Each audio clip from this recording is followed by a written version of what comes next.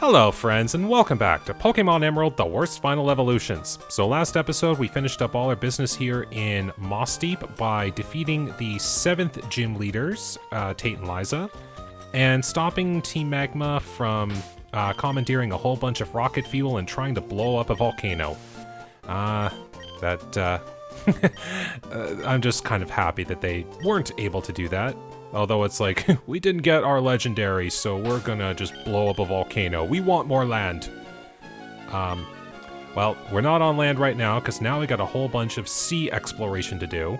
The first thing that I'm gonna quickly take care of here, because I need to get, I need a Pokemon that can learn to use Dive. Oh, just in Pacific Log. Oh, giant green Pokemon flying high in the sky. That's kind of interesting how they would... I don't think that's something that they ever talk about in Ruby and Sapphire. Because, yeah, I think Rayquaza is just a regular hidden legendary, so to speak. But anyways, getting back on track here. I need a Pokemon to learn Dive, and that would be Kokoro's job to do. But as you can kind of tell by Kokoro's moveset, the Attract and Sweet Kiss that she's got right now is pretty good for this point in the game. And I don't really need Surf much because I'm going to be dealing with a whole bunch of water types. So I'm going to get rid of Surf so that I'm able to teach Dive.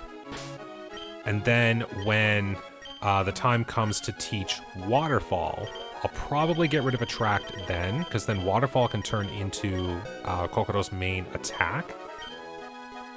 There we go. And this way, I'm still able to do my diving. So, just gonna quickly put the move into the right spot, because that might bother me otherwise. And we'll put Lumina up here too, because, hey, we're gonna be dealing with a bunch of water types. And what goes better against water types than with electric Pokemon? Okay, so we'll just get back here. Oh yeah. I always keep taking the long way through menus. It's something that I just, I kind of do as habit. Like, I always think, oh hey, I'm going to go one way to go to one menu. But then, when I want to go back to another menu, I'll go the opposite direction, which means I'm going to take the same high amount of time. So it's something I gotta work on a little bit here. But it's so good to be able to surf on the water and not have a bunch of wild Pokemon appearing. So what I'm doing here right now is I gotta make my way to Route 128, which is just over here, to my right. The little white rock that I stopped by there just a second ago, that's actually the 8th gym leader town, Pseudopolis. I will be going there eventually as part of story progression first, but I do have to get my way more so down here, specifically to here, because this is where Team Aqua commandeered the submarine. Ooh, that was close too. So here we are underwater, and I have to say, like, this is cool. I really like this idea. Like, being able to go underwater and actually see everything that's going on here. Because, like, you can find Pokemon underwater in certain grassy areas, too. Mostly, like, through seaweed. But you're able to swim about underwater. And, like, yeah, it's slow, but it's cool. Oh, yeah. So, don't need the repel here for right now. Wait till I'm actually inside this cave. So, here's your hint. Hey, it's the submarine that they took. So you can head on up here. And we're into the Seafloor Cavern. So yeah, there's wild Pokemon here too, so gotta be cautious. Now, this place here I find a little bit more confusing than what the Magma Hideout had. So I might get lost at some points, but we'll see what happens. I'll know I'm getting closer if I do see certain rooms. Try to dodge a few trainers here while I can. And a whole bunch of rock smashing and strength. So this kind of goes back to what I was saying with like my HMs being on my main 6, especially the required ones, because now I don't have to think about going back and having a separate party for different HM scenarios of exploration. And especially as you can see, it is kind of slow. So I am able to just keep advancing in the party, you know? Now I know there are some people who are thinking like with, we'll say Fly, for instance. It's like, why don't you just have a Pokemon that you just quickly swap between, just to quickly use Fly, and then just instantly take out the Pokemon that you deposited for it to get back to where you were. And I do see the point. Like, yeah, quickly replace a Pokemon with Fly, and then you'd be able to just make your way back. But at the end of the day, the challenge is for me, take the 6 that I deem the worst and get through the game with that 6. And because of the whole HM usage, this way I can just keep playing the game. I don't have to keep thinking about what Pokemon are going to replace what as we go along. Alright, so I think it was this. Shove you aside. This, that. Shove these 2 up, and there. Alright. Well, hey, it wasn't so bad. I guess I did pick the right doors after all, and that's a move I was waiting for. So I know who that's going on right away. Earthquake, my old friend. It's time for my super magnetic compass to get a fabulous new move to replace that old tackle. Oh man. There we go. Earthquake acquired. Alright. Alright. I don't think there'd be any point in me putting on a repel right now if I can just make it to the end. Alright. So I want to start with... what would be best? No, I'll start with Dusty. Because I'm fairly certain the Mightyana's coming out. I can go Toxic and Silverwind. Hold it right there. So it was you after all. Behold, see how beautiful it is, the sleeping form of the ancient Pokemon Kyogre. I have waited so long for this day to come. It surprises me how you managed to chase me here, but that's all over now. For the realization of my dream, you must disappear now. Alright, so my team is a lot stronger than what it was when I fought Maxie, so hopefully the same team facing Archie won't be so bad. Because the only replacement is the Camerupt for a Sharpedo. And I know how to handle a Sharpedo. Okay, so that takes the Mightyena onto a timer. If you just want to keep hurting yourself, make it sooner. I'm okay with that. Like, I can even protect just to add some turns to Toxic. That's what we get for a good stall out. Alright, so that is 2/16. Let's try it. Maybe I'll get an Omni Boost on Silverwind? That'd be pretty funny. Okay, not this time. Now, chances are, there's going to be a potion being used here in just a second. So I'm going to go straight in with the Silverwind.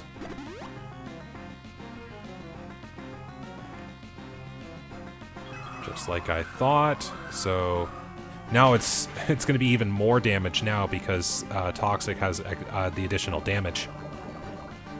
Almost. Okay, well, the only thing that's going to happen here is Dusty might hit himself in the face. But that Mightyena is still going down. Alright, so it's going down by Silverwind. I can take this.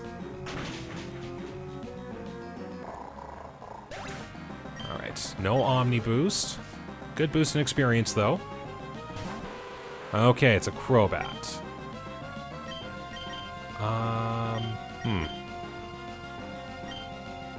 All things considered, Navi is still the best bet. So I can resist the flying moves. Now, I am going to do a Thunder Wave to help out the rest of my team, though, in the event something bad happens.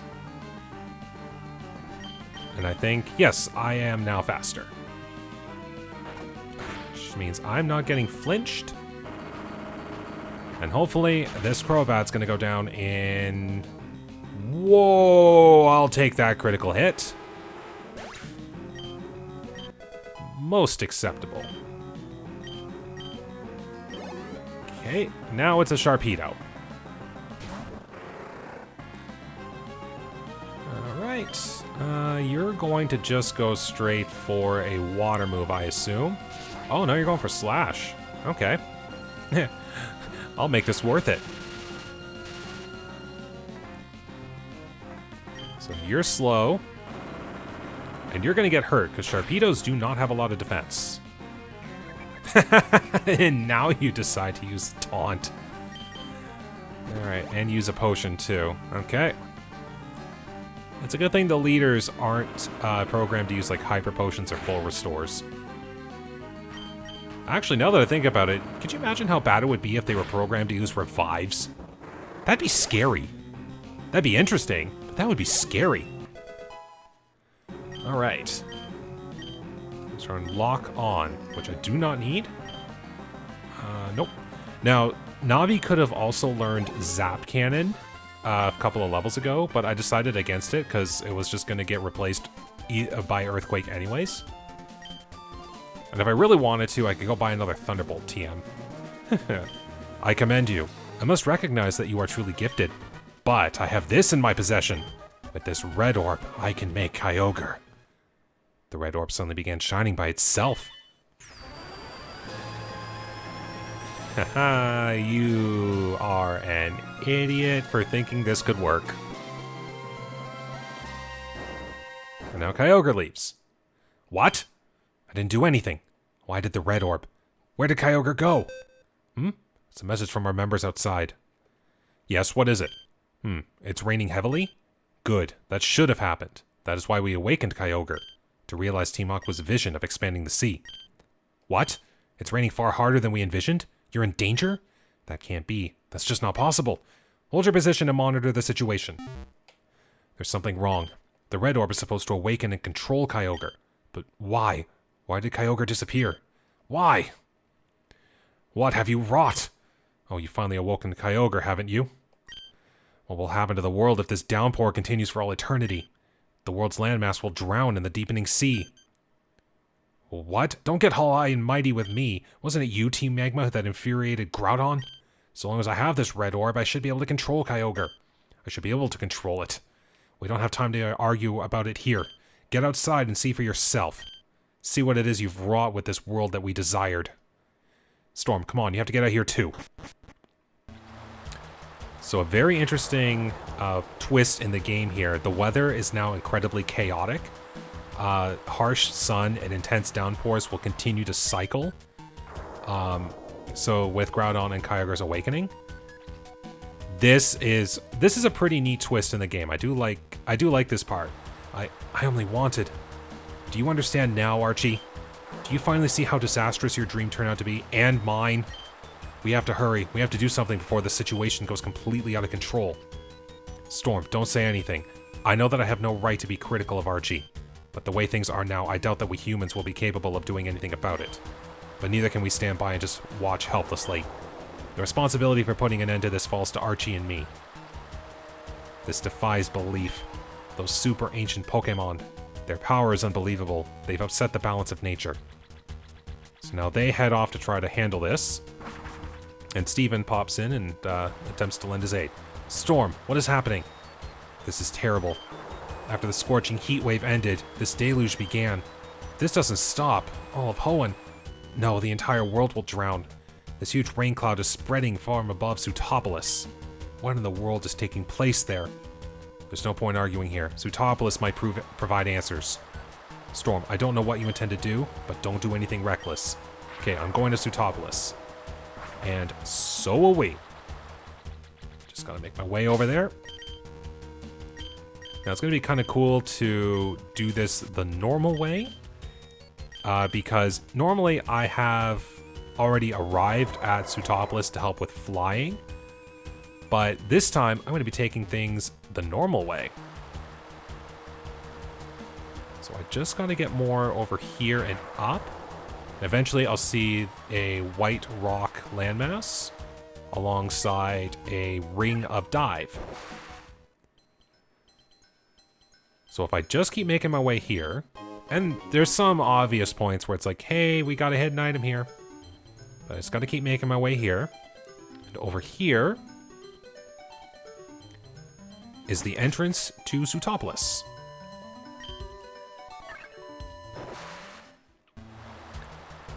So here we got Kyogre and Groudon just battling it out in the middle of the waters here. This is pretty cool, not gonna lie. This is pretty intense.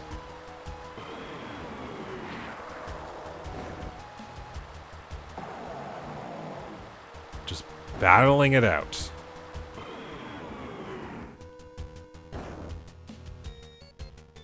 Alright, we got movement back. Hey guys, don't mind me. That is kind of funny. I can just surf the waters right next to these guys, and it's just like, why would that be the case? Okay, I'm gonna heal up here kind of quick. Because hey, even while two super ancient giants are outside of the town just completely terrorizing everything, we still gotta provide our Pokemon healthcare. Alright, Pell's gone, which I will put on another one here shortly. Say, even while all this is going on, just gotta keep moving here. Now, even over here, as a way to block the gym, they've got the two of the leaders standing here. Groudon, please stop what you're doing. I know the extent of your power now. If you keep going, all Hoenn, not just Pseudopolis, will be utterly ruined. And Archie's like, Kyogre, look, I've got the red orb. Calm down. It's no good, it's not responding. Yep, it's just in a complete frenzy right now. It's almost like these legendary Pokemon should not have been awoken. Those Pokemon fighting, Groudon and Kyogre. The two super ancient Pokemon that were awakened from a long sleep, and now they are smashing each other with their uncontrollable energy. Storm, you being here now, I'll take it to mean you prepared to become involved in this crisis? Well then, there's someone that I'd like you to meet. Come with me, please. I will say, I really like Pseudopolis City as a concept, just a town that's formed inside of a dormant volcano, or at least, I think it's called a caldera? I'm not sure. I'm not a huge geography buff, so I don't really remember a lot of these things. Listen, Storm. Does seeing Groudon and Kyogre make you think Pokemon are to be feared? But that's not true. Pokemon are really more. Why am I asking you this? Well, you already know. Just having a little outer monologue.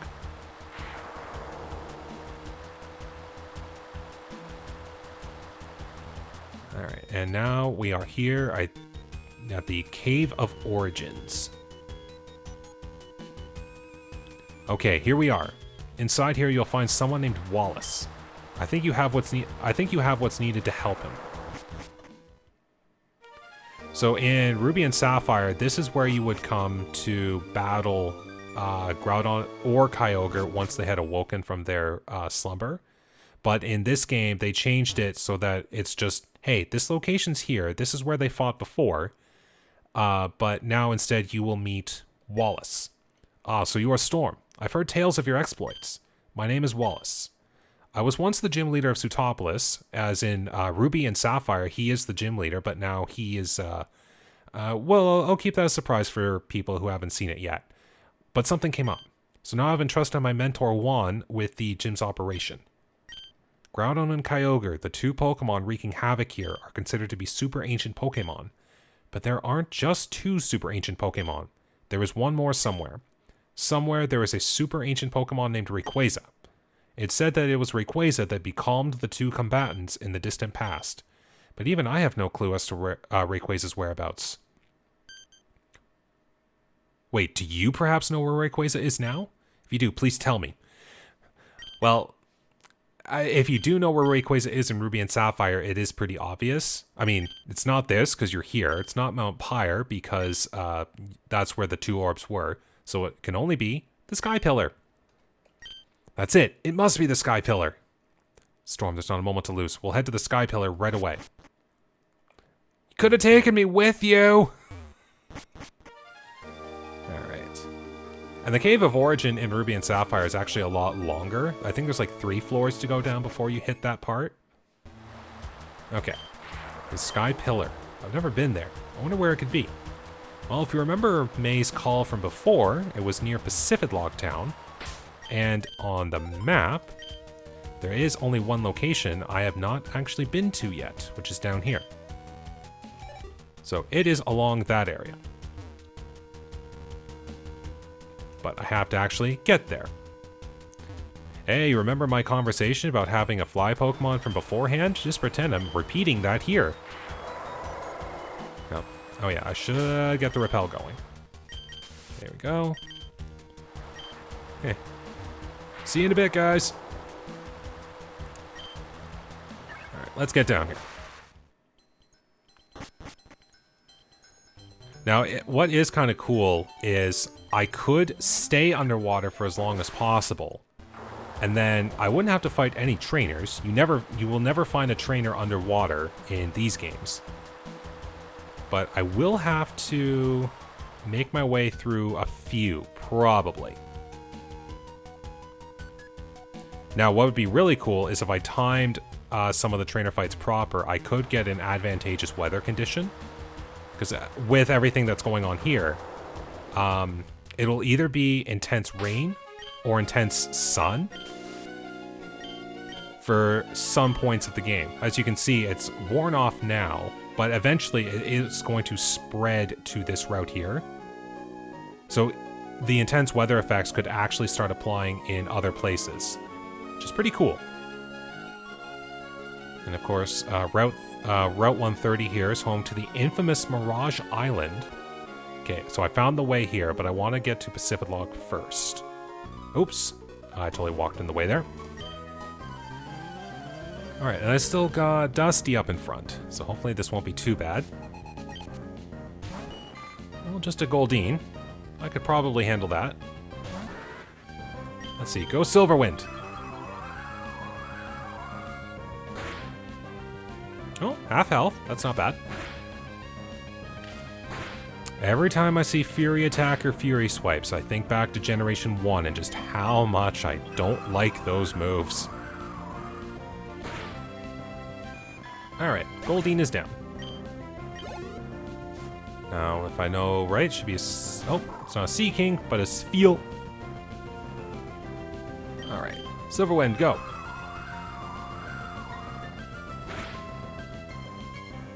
Wow!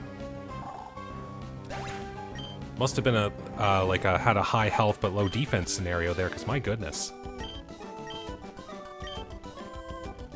Alright, just gotta get to Pacifidlog here. Just dodge all these trainers. More repels. Repels are my friend.